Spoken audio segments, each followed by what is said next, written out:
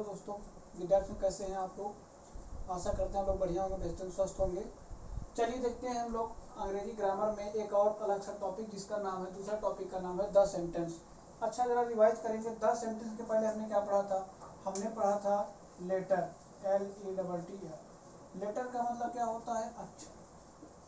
तो ये हमने देखा था लेटर से कैसे मिल करके वर्ड बने हैं, वर्ड कैसे बने हैं, इन सबको हमने देखा।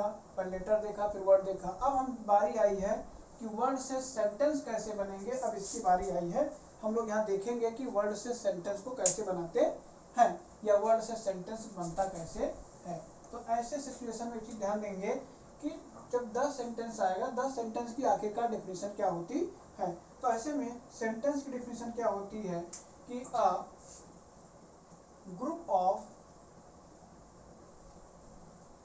group of words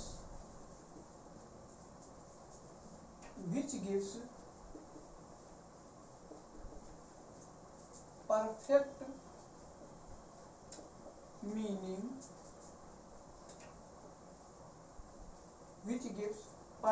meaning is called sentence।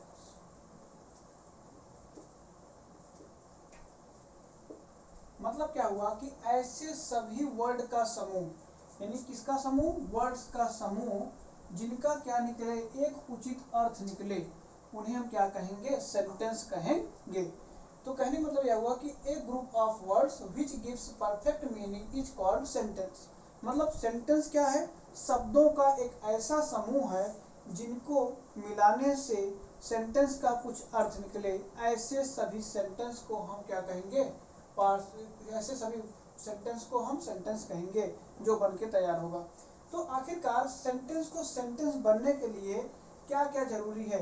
तो ये एक नियम का पालन करेगा।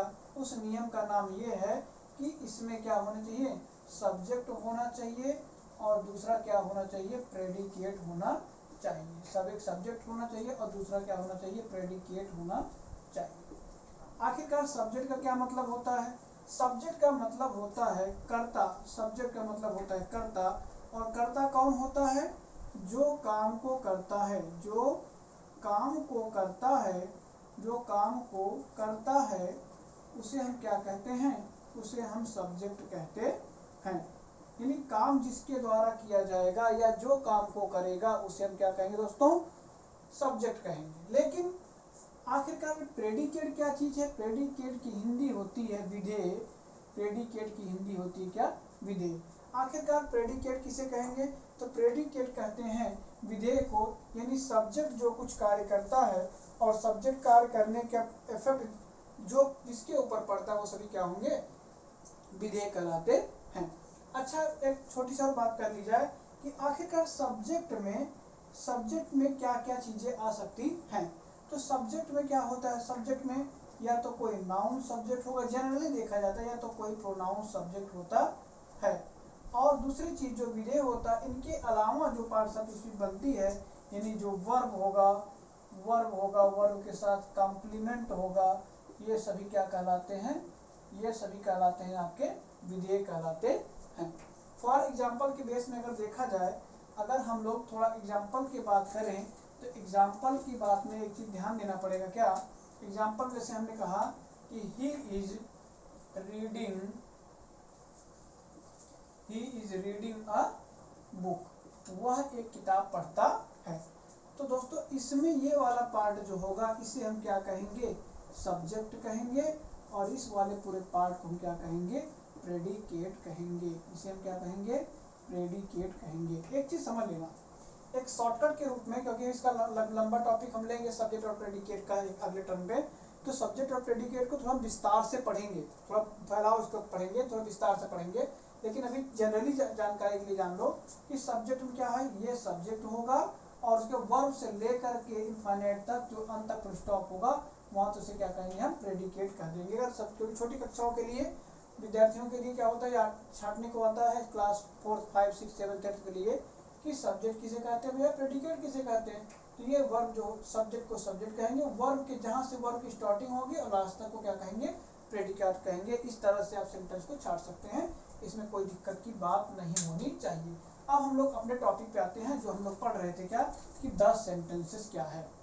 तो आखिरकार 10 सेंटेंसेस का मतलब है ये एक नियम का पालन करेगा, एक रूल का पालन करेगा। उस रूल का नाम है, ये सब्जेक्ट होंगे उसमें, और क्या होगा, वर्ब होगा, और क्या होगा, ऑब्जेक्ट होगा। इस रूल का पालन जो भी करेगा वो सेंटेंस कहलाएगा। जैसे हमने एग्जाम्पल के तौर पर देखा, हमने कहा कि ही इज अ बॉय, वह एक लड़का है। इसका मतलब हुआ कि वह एक लड़का है। इसका मतलब क्या हुआ कि ही इज अ बॉय, वह एक लड़का है। तो यहाँ हम देख पा रहे हैं ये चीज क्या है, जब देखेंगे इसको, ये भैया ही क्या है, वो सब्जेक्ट है। ही क्या है, सब्जेक्ट है। कैसा सब्जेक्ट है, ये प्रोनाउन है। ए प्रोनाउन है तो कौन सा प्रोनाउन है, ये है पर्सनल प्रोनाउन। पर्सनल प्रोनाउन में किस केस का प्रोनाउन है, ये नॉमिनेटिव केस है।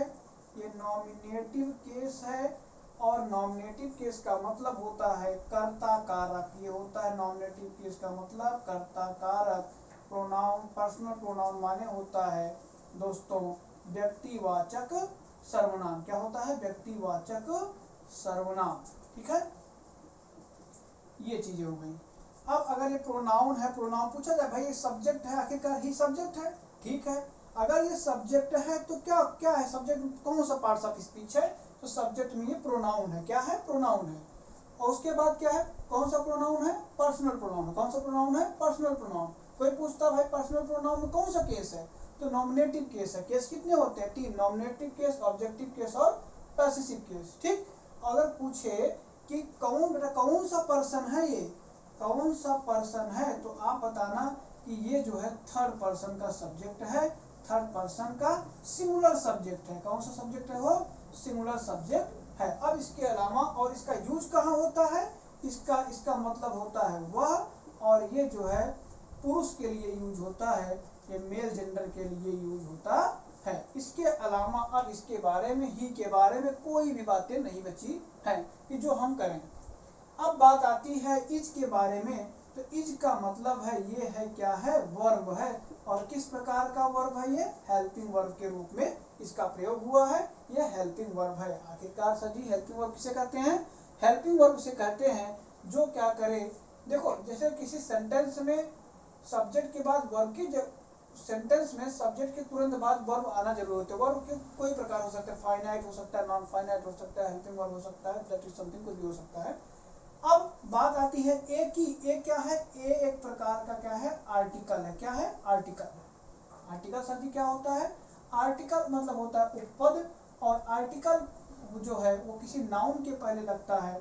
तो आर्टिकल दो प्रकार के होते हैं, एक को कहते हैं डेफिनिट आर्टिकल, दूसरे को कहते हैं इनडेफिनिट आर्टिकल। जो डेफिनिट आर्टिकल होता है उसमें केवल एक आर्टिकल आता है जिसका नाम है द, और इनडेफिनिट आर्टिकल है जिसमें 2 आर्टिकल आते हैं जिसका नाम है ए और एन। इसको भी हम डिटेल में पढ़ेंगे। अगला जो बचा ये वर्ड क्या है, नाउन। ये है बॉय, बॉय माने लड़का, ये क्या है, नाउन। और नाउन में कौन सा नाउन है, कॉमन नाउन है। इसके बाद इसमें कोई भी चीजें नहीं बची है जो हम इसको न जानते हैं। फिर से एक बार देखेंगे, अ ग्रुप ऑफ वर्ड्स, यानी वर्ड का समूह। देखो एक ही क्या था, वर्ड था, इच क्या है, वर्ड है, ए क्या है, वर्ड है, बॉय क्या है, वर्ड है। तो a group of words which gives perfect meaning, मतलब उनका एक, जैसे मान लीजिए उनका एक क्या निकालना चाहिए, परफेक्ट मीनिंग निकलनी चाहिए, और वो इस नियम का पालन करे, यानी उसमें एक कर्ता हो, एक वर्ब हो, एक ऑब्जेक्ट हो। इस नियम का पालन करेगा तो ऐसे सभी सेंटेंस को हम क्या कहेंगे, ऐसे सभी सेंटेंस को हम द सेंटेंस के नाम से जानेंगे। फॉर एग्जाम्पल के बेस हमने लिया ही इज अ बॉय, तो ही माने होता है वह, इज माने है, ए माने एक, बॉय माने लड़का, या ये वह एक लड़का है। अब बात करते हैं भाई ये ही वर्ड है, आखिरकार ये इस ही वर्ड का क्या मतलब है। तो ही क्या है भाई, सब्जेक्ट का काम कर रहा है, तो करता हुआ, हुआ कि नहीं हुआ, हुआ। अगर करता है तो सर जी नाउन है कि प्रोनाउन है, करता तो हमने जब बचपन में ही सुना कि नाउन है प्रोनाउन होता है। तो भैया ये प्रोनाउन है, सर जी का प्रोनाउन है, तो बेटा कौन सा प्रोनाउन है, तो प्रोनाउन है। तो पूछा कोई कौन सा प्रोनाउन, तो पर्सनल प्रोनाउन। कौन सा pronoun, personal pronoun. Personal pronoun में कौन से केस का है सर, क्योंकि पर्सनल प्रोनाउन में 3 केस होते हैं, नॉमिनेटिव केस, ऑब्जेक्टिव केस और पोसेसिव केस। तो भैया ये कौन सा केस है? नॉमिनेटिव केस का मतलब सर जी कर्ता कारक। अगला पर्सन है, कौन सा पर्सन है? Third person. कौन सा पर्सन? थर्ड पर्सन का है, सब्जेक्ट है। और कैसा सब्जेक्ट है? Singular subject. अब इसके बारे में एक भी बातें नहीं हो सकती हैं। हमें लग रहा है कि आपको हमारी बात समझ में आ रही होगी।